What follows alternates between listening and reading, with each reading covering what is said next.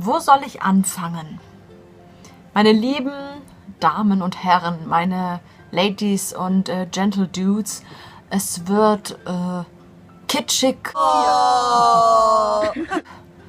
Es wird romantisch. Oh. Es wird ja anders. So, spontanes Video, Hallöchen. Random Video. Ich habe ja eigentlich gedacht, so das nächste Video würde jetzt wieder irgendein Bonten auf Achse Video werden oder was ich schon ewig plane, ein Bento-Video zu gestalten. Allerdings ja, kam ich bisher noch nicht dazu. Eigentlich bin ich heute auch etwas müde und erschöpft, weil ich einen Werbespot quasi für meine Sprachschule gedreht habe, beziehungsweise ich wurde irgendwie gefragt, da mitzumachen und hey, warum nicht, ist ja witzig. Da dachte ich mir, hey, ich stand schon den ganzen Tag vor der Kamera, kann ich jetzt auch nochmal eben kurz schnell ein YouTube-Video machen. So, ey Leute, ich kann nicht mehr. Eigentlich wollte ich das Video auch morgen machen, denn morgen ist Mittwoch, der 13.12. Und an diesem Tag wäre somit ein Jahr vergangen, seit ich nach Japan gekommen bin. Jawohl, das ist jetzt schon ein Jahr her. Krass, oder? Wirkt gar nicht so, ne? Es ist echt nicht schlecht. Ja, auf jeden Fall. Erstmal tausend Dank für diese wahnsinnig vielen Kommentare auf Twitter. Ich hätte nie gedacht, ich hätte es nie für möglich gehalten, dass so ein Tweet so rumgeht von mir, ja. Das ist der Hammer. Ich meine, gut, okay, meine coole Samurai-Schere, die ging ja letztens auch sehr gut rum, aber der Tweet war doch wirklich noch, ja, vom ganz anderen Schlag, ne?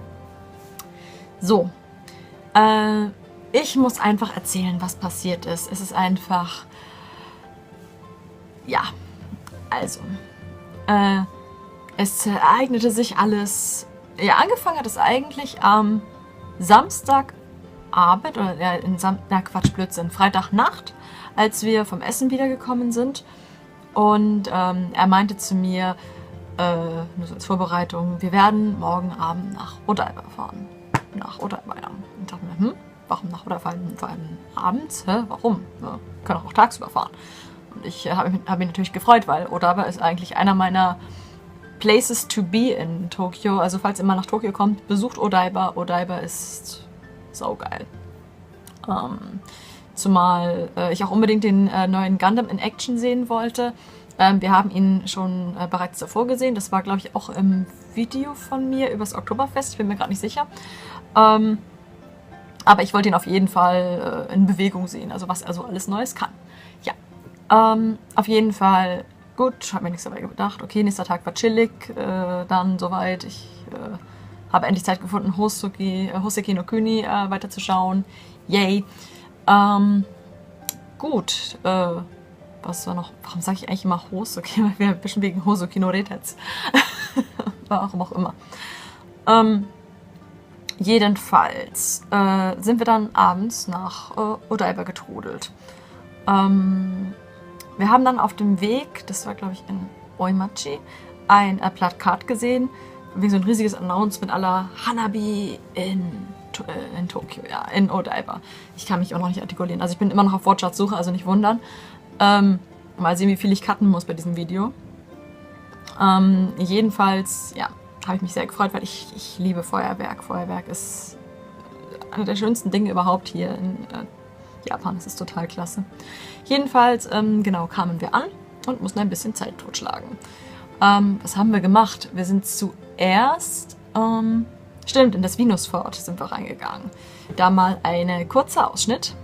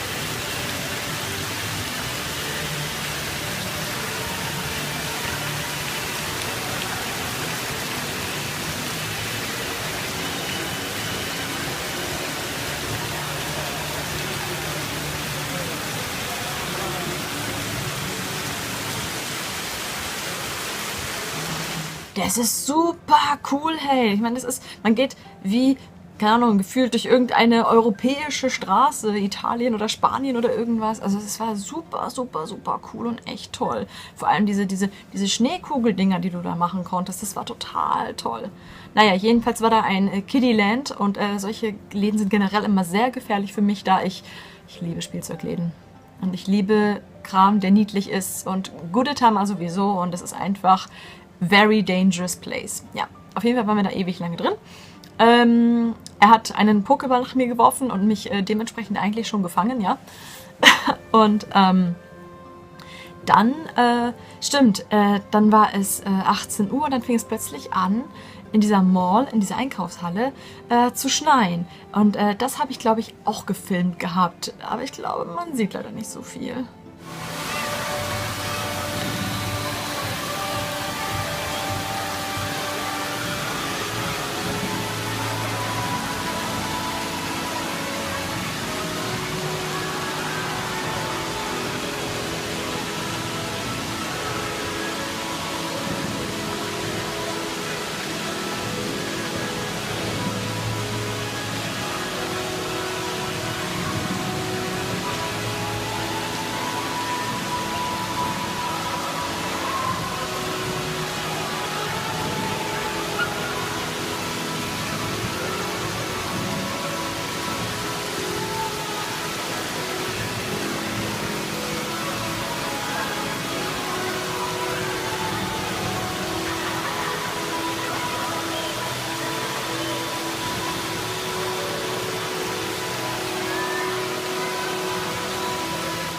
Also danach war ich auf jeden Fall total aus dem Häuschen, weil ich mir dachte, wow, Schnee, wow, best artificial snow on earth. War richtig toll. Und es war so, oh, ich habe einfach endlich mal dieses Winterfeeling bekommen, dieses Weihnachtsgefühl, was mir eigentlich so die letzten Tage ziemlich gefehlt hat, weil ich habe die Tweets von meinen ganzen deutschen Followern gesehen und Freunden und alle so, yay, boah, Weihnachten, boah, ihr Nikolaus. Und hier war eigentlich so, ja, nichts bisher. Deswegen war es so ein bisschen so,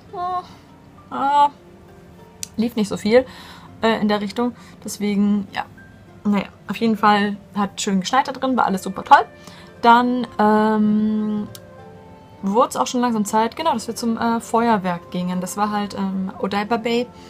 Alle Leute standen da verteilt rum und bla und dann ging es los und es war total schön. Nicht so lang hat es gedauert, aber trotzdem, also das Feuerwerk an sich war richtig, richtig toll. Aber seht selbst, ich habe ein wenig gefilmt.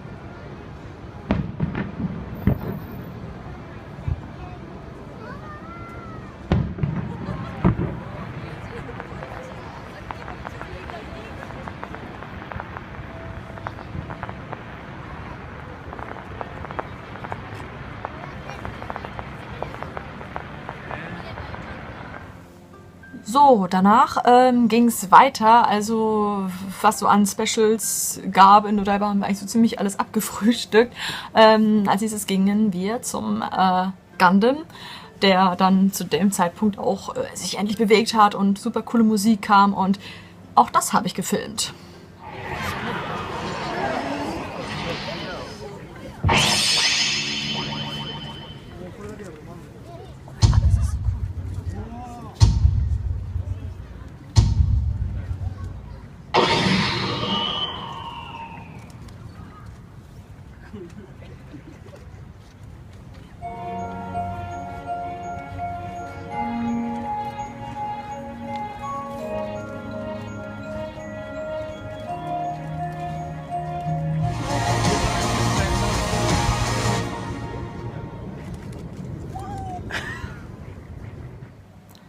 So, dann war das Lied vorbei. Ich war die Einzige, die yeah gegrölt hat, weil ich das Lied ziemlich cool fand. Was ich auch hinterher irgendwie ewig lang im Internet gesucht hatte, weil ja, irgendwie kam ich nicht auf den Titel. Auf jeden Fall sind wir danach wieder Richtung Venusford gelaufen, also dieser Einkaufsstraße, dieser Mall. Und ja, ich war eigentlich... Nein, stimmt. Vor dem Gundam haben wir noch gegessen. Genau.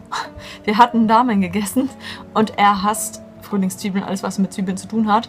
Und ich esse sie eigentlich immer. So in der Regel. Und er sagte noch zu mir, ja, ess nicht so viel, sonst küsse ich dich nachher nicht. Ich küsse dich sonst heute den Abend nicht mehr. Und ich so, ja, okay, bitte. So ein paar habe ich halt gegessen, weil ich mag gerne Frühlingszwiebeln. Ich finde die toll.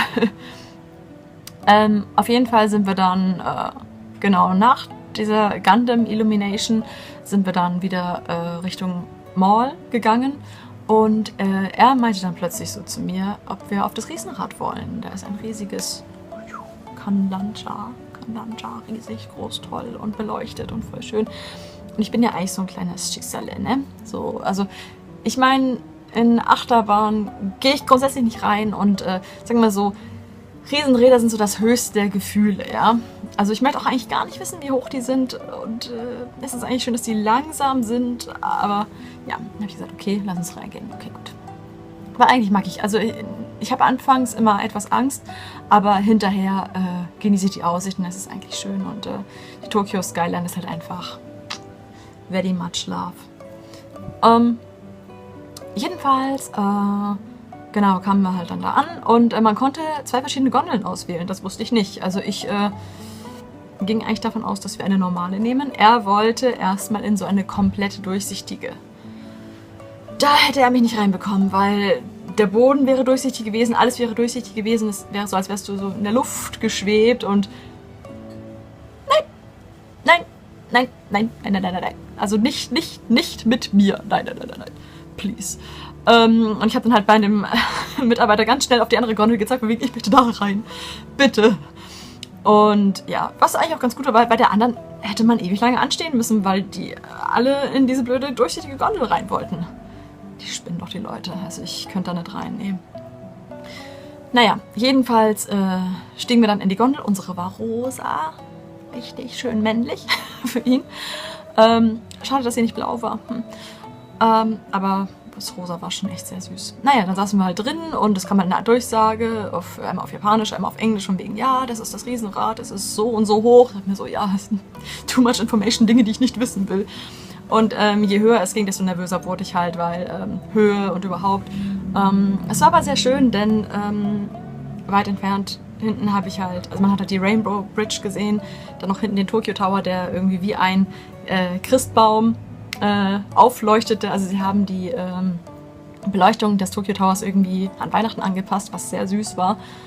Und es ging immer höher und immer höher. Also er saß erst gegenüber von mir und ich habe einfach, weil ich so Angst hatte, habe ich ganz, ganz viel gequatscht. Also wir haben ganz, ganz viel geredet und gelacht und so von wegen, wo ist denn so unser Zuhause von der Stelle aus und oh, guck mal da drüben und da war auch irgendwie irgendein Gebäude und ich wollte so gerne wissen, was für ein Gebäude das ist, weil es hat ganz, ganz pink aufgeleuchtet und ich wollte unbedingt wissen, welches Gebäude das war und ich konnte aber auch nicht den Stadtteil irgendwie ausmachen. Es hat mich aber interessiert, welches Gebäude das ist.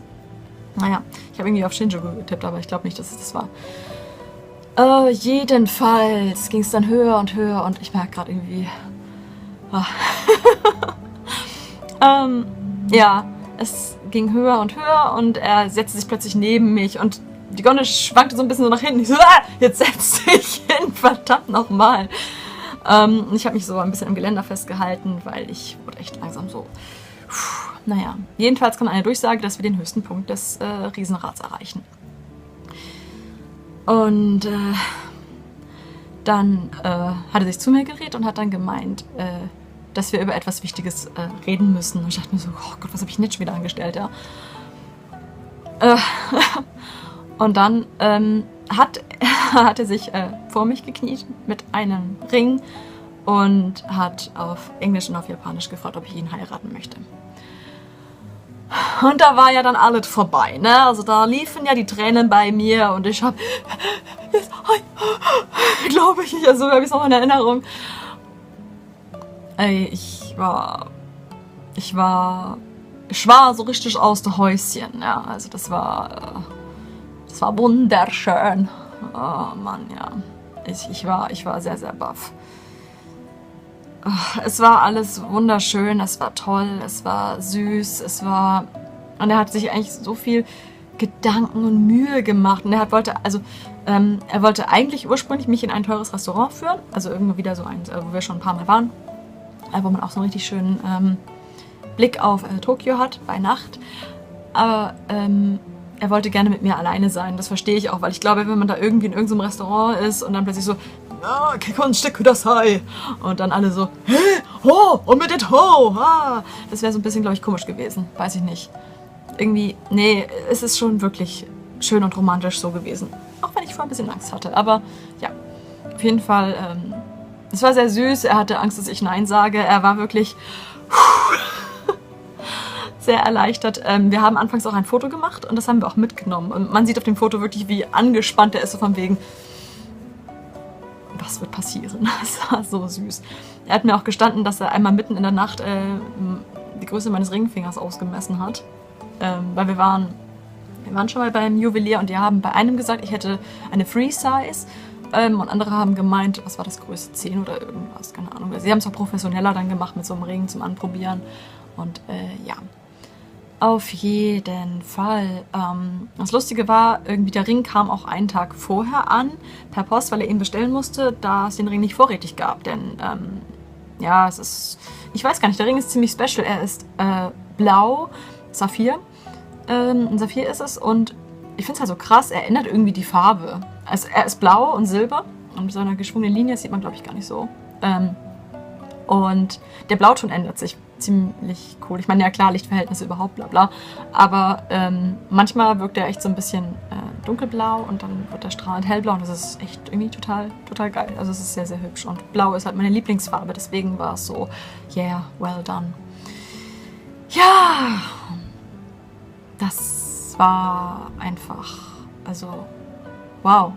Also einfach wow, wow. Also oh mein Gott, also es war so ein schönes Erlebnis. Also ich wünsche dieses Gefühl jedem. Es ist unbeschreiblich, es ist toll und ja, einfach unbeschreiblich. Jedenfalls, das war ziemlich cool. An dem Abend habe ich meine älteste Schwester über Skype kontaktiert. Und das Praktische war, am Tag darauf war ein Familientreffen. Und das Coole ist, ich konnte dann über Skype meiner Mutter es persönlich sagen. Also wir haben ihr auch nichts vorher gesagt, meinem kleinen Bruder auch nicht. Ein großer Dank geht an meine älteste Schwester, die es filmen ließ und somit dieses exklusive Deutschland-Videomaterial zur Verfügung mir gestellt hat und auch die Erlaubnis gegeben hat, dass ich es hochladen darf. Also meine Mutter ist eh die Beste. Ich finde es halt einfach nur süß mit der Reaktion und leider war der Empfang sehr, sehr, sehr schlecht und ich habe auch an sich eigentlich fast gar nichts verstanden, was sie gesagt hatte. Aber ja, die Message kam trotzdem rüber. Aber ja, seht selbst. Also es ist wirklich sehr, sehr, sehr süß. Ja. Paket noch nicht. Gut. Hübsch siehst du aus. Ich bin voll fertig. Ja.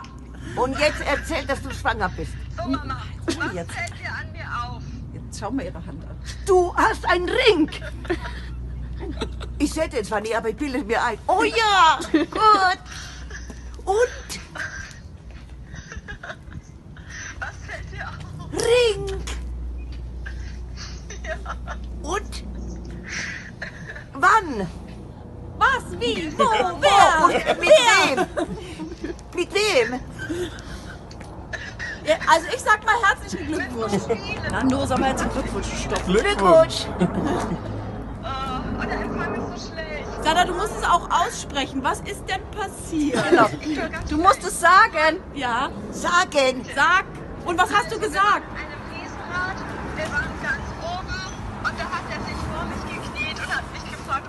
heiraten möchte. Oh Gott! Und was hast du gesagt?